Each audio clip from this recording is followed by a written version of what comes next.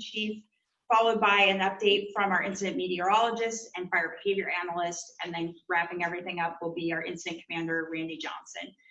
Please go ahead and continue to add your comments or add your questions into the comments box, and our team here will continue to reply to those throughout the evening and make sure we get all your questions answered.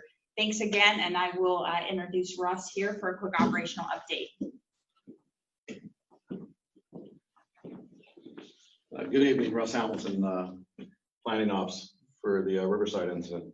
So our resources are working on mostly the west side of the fire where it's tied into the private lands. They're on patrol status. They're looking for places that are still holding heat.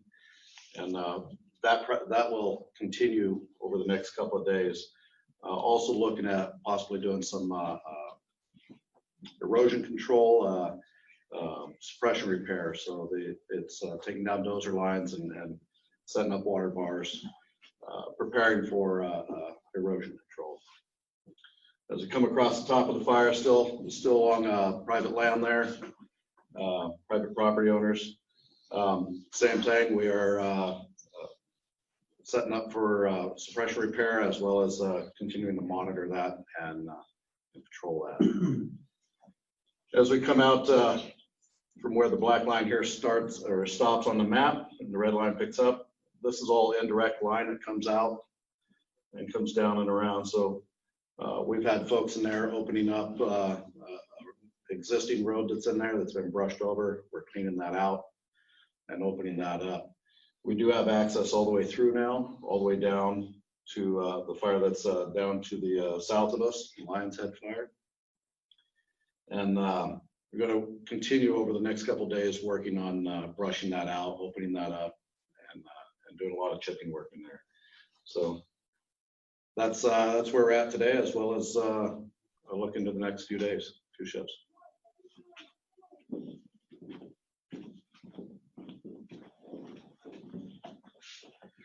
Good evening. My name is Christian Cassell, National Weather Service Incident Meteorologist. As an incident meteorologist on an incident like the Riverside fire, I provide weather information to the incident management team so that they can make informed decisions on safety and also on tactics. So in the last about 48 to 60 hours now, we've received over 1 to 2 inches of rain, including about 4/10 of an inch of rain so far today as of about 5 p.m. That wet weather, high humidity, cloudy weather will continue through tonight into tomorrow. Will gradually lessen up, become more showery. And then our winds will also lessen up. So we'll see winds become light out of the southwest and then west. And then as we go into tomorrow, we may see some gusts 15 to 20 miles per hour in the very late afternoon, and that would be mainly at higher elevations. And then as we go into Sunday, again, here looking at our weather matrix, this is a great visual tool that I provide for the team and the fire behavior analysts. See here, we start to get warmer and drier. And we also will start to see our wind direction change to more east, which is an offshore wind. And that usually corresponds to warmer and drier conditions. And so we're going to see just really nice early fall weather for this area. And really, you'll notice there's you'll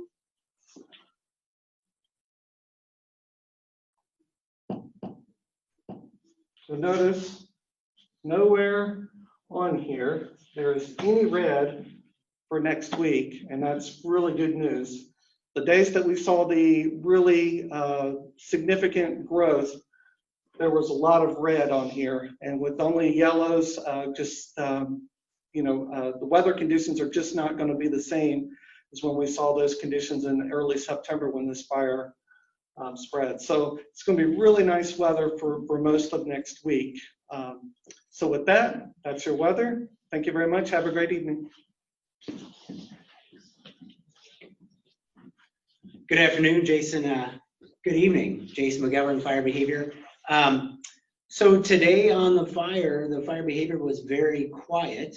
As Christian mentioned, 1 to 2 inches of rain has a tendency to do that to the fire. So the last couple of days, it's been really quiet, just smoldering and a little creeping here and there, primarily in some large diameter logs. I was out today looking around and just a few isolated smokes. A lot of times we look at the satellite data to help us find areas of heat or where we might expect activity to occur. As of the last 24 hours, I can't find any from the satellite, so that's good news. So 1 to 2 inches in mid-September is, we're not really ready to call this the end of fire season. What we would refer to this as is a season slowing event. So while we may see reduced activity for the foreseeable future, at least through the weekend, not prepared to call the fire out by any stretch. Like I said, we still do have isolated sources of heat out there. And then we still have, we could potentially have another few weeks of fire season going forward. So frequently we'll get some precip early in the season like this, and then it'll dry out and warm back up into October. So quiet today, looking for another quiet couple of days through the weekend, but we're keeping track of the weather. And even though on this matrix Christian provided, nothing's red, some of these indices do approach, when we get around that 80 degrees and 20% humidity, we start to really pay attention to potential fire behavior picking up. That's all I have. Thanks.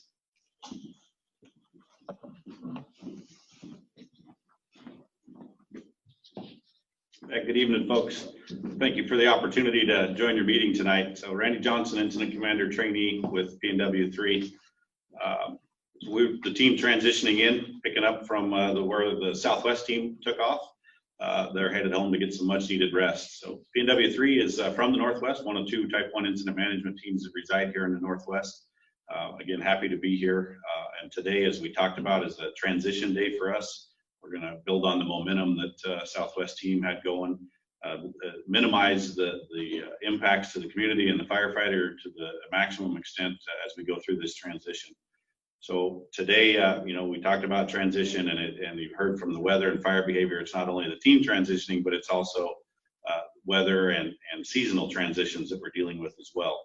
Also transition from community's perspective, from a running, moving fire from a few weeks ago and all of the complications that came with that, to a fire that's a little more parked at this point and not as dynamic, but now focusing on the efforts of recovery and the efforts of suppression repair, and how do we help the community begin that recovery phase, and how do we set up the landowners and the citizens for the next season.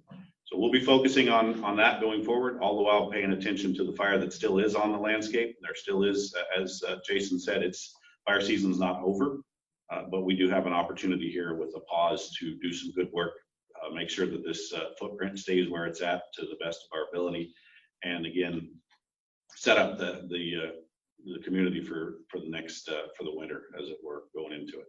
So we'll continue that effort.